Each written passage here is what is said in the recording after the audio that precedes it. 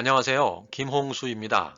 저는 의혹이 많은 한일 역사를 따라서 일본을 바로 알기 위해 책을 쓰고 있습니다. 일본을 답사하면서 찍은 많은 사진과 흥미로운 이야기들을 저희 유튜브 채널에서 보다 쉽게 전달하고 있습니다.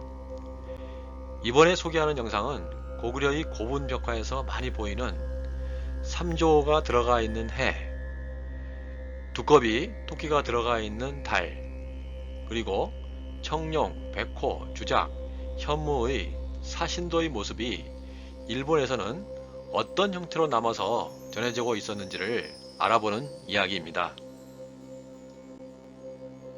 여러분은 고구려를 생각하면 무엇을 제일 먼저 생각하시나요? 광개토 대왕비를 제일 먼저 떠올리는 분들이 많을 것입니다. 그 다음으로 고구려의 고분에는 벽화가 많이 그려져 있어서 당시의 여러 생활 모습을 벽화를 통해서 알 수 있게 된 것을 생각하게 될 것입니다. 그리고 벽화 중에는 삼조가 들어가 있는 해의 모습과 두꺼비 토끼가 들어가 있는 달의 모습, 그리고 청룡, 백호, 주작, 현무의 사신도가 많이 보이는 것을 알 수 있습니다. 앞의 영상에서 설명한 일본 교토 시대를 연 간무천왕과 고구려의 인연에 대하여 설명할 때도 알 수 있었듯이 일본이 고대부터 고구려와의 인연을 중시하였다는 것을 알 수 있었습니다.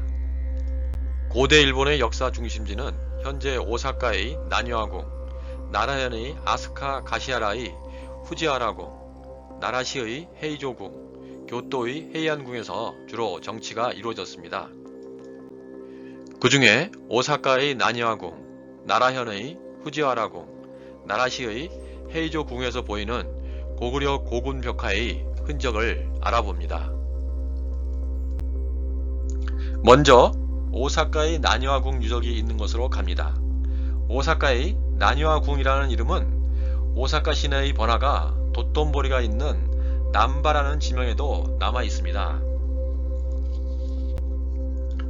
나니와궁은 오사카 시내의 다니마치 연초메라는 지하철역에서 내려서 갈 수 있는데 지상으로 나가면 바로 앞에 오사카 역사박물관이 있고 앞 도로 건너편으로 오사카 성이 있고 오른쪽 건너편으로는 나니와궁 유적이 있는 것을 볼 수 있습니다.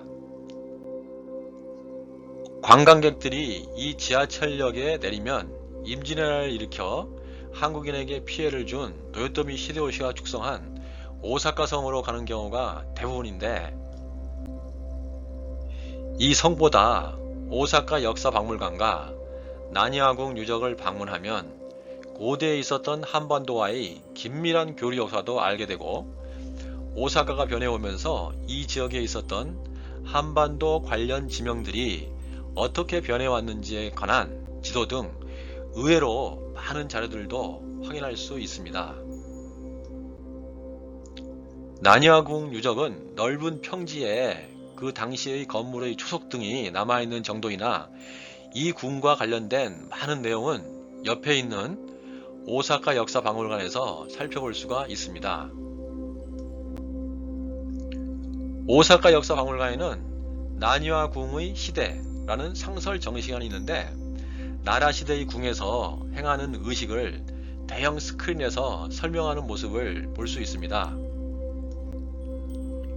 이 동영상에서 고구려 고분벽화에 나오는 하늘에 떠있는 태양 안에 있는 삼조고의 모습과 토끼, 두꺼비가 들어가 있는 달의 모습을 넣은 깃발과 현무, 주작, 청룡, 백호가 그려져 있는 사신도 깃발, 그리고 큰 새를 금형으로 만들어 의식에 사용하고 있는 내용들을 보게 됩니다.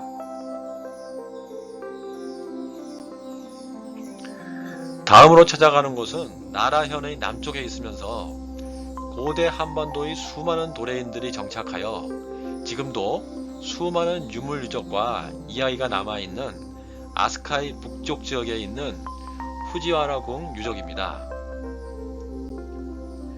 후지와라궁 유적은 주로 긴테츠, 가시하라 진구마의 역에서 내려서 가게 됩니다. 후지하라 궁유적은 일본 최초의 도성 후지하라 경의 궁전 유적이 있는 곳으로 694년부터 710년까지 16년간 궁전이 있었던 곳입니다. 이곳은 이후의 고대 일본의 수도가 되는 헤이조경과 같이 당나라의 장안을 모방한 것으로 알려지고 있는 곳입니다. 에도 시대에 그린 그림 중에 후지하라 궁에서 궁정 의식을 행하는 모습이 있는데, 그 의식 중에 앞의 오사카의 나니와 궁에서 행하는 의식에서 보여준 고구려 고분벽화에 나오는 하늘에 떠있는 태양 속의 삼조고의 모습과 달 속의 토끼 두꺼비의 모습을 넣은 깃발과 사신도 깃발, 그리고 큰 새를 금형으로 만들어 의식에 사용하고 있는 모습을 그림에서 볼 수 있습니다. 다음으로 찾은 곳은 나라시의 서쪽에 있는 헤이조경입니다. 이곳은 710년에 앞에서 찾은 후지하라경에서 천도하여 784년 나가오카 경으로 천도할 때까지 74년간 일본 최대의 도시로 번영을 누린 곳으로 보통 이때를 나라시대라고 부릅니다. 이 유적지는 유네스코 세계유산으로 등록된 곳이기도 합니다. 헤이조경에 가보면 중앙 북단에 위치한 헤이조궁의 대극전이 복원되어 있는데, 이 대극전은 천황의 즉위식이나 국가의 중요한 의식이 행해졌던 곳입니다. 이곳은 궁의 중심 시설이었던 곳으로 그 내부에 관련된 내용들을 전시하고 있어 구체적인 내용들을 살펴볼 수가 있습니다. 복원된 대극전 안에 전시된 것 중에 도반이라고 부르는 국가 행사 때 장식하는 깃대와 깃발이 있는데, 3개의 깃대 위에 조형물이 있는 것과 4개의 깃발로 구성되어 있는 것을 보여주고 있습니다. 중앙의 3개는 가운데에 날개를 펼친 큰 새의 조형물과 그 양옆에 달 모양의 조형물과 그 안에 두꺼비 그림, 해 모양의 조형물과 그 안에 삼조고 그림이 있으며, 그 옆으로 양쪽에 2개씩 총 4개의 깃발에는 동서남북을 표시하는 청룡, 백호, 주작, 현무의 그림이 그려져 있는 것을 볼 수 있습니다. 이 문양들이 고구려 고분벽화에서 볼 수 있는 모습을 거의 비슷하게 재현해 둔 것을 보면서 한반도와의 깊은 연관성을 느끼게 됩니다.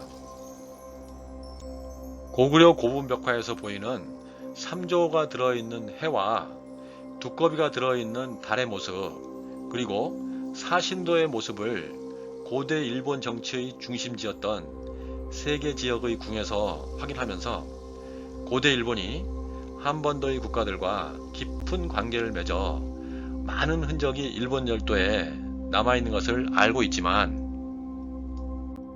고구려의 고분벽화에서 확인한 모습 중에 당시 고구려에서 중요하게 여겼던 해와 달, 그리고 사신도가 그 당시 고대 일본에서도 그대로 사용하고 있었다는 것을 알게 되면서 고대 일본이 고구려와 같은 사상과 문화를 지향하여 고구려에 있었던 가치를 중시하였던 것을 알 수 있습니다. 일본 열도에 남아있는 고구려와 관련된 지역과 유물 유적에 관련된 흥미로운 이야기를 계속 올리겠습니다. 많은 도움이 되셨으면 좋아요와 구독 부탁드립니다.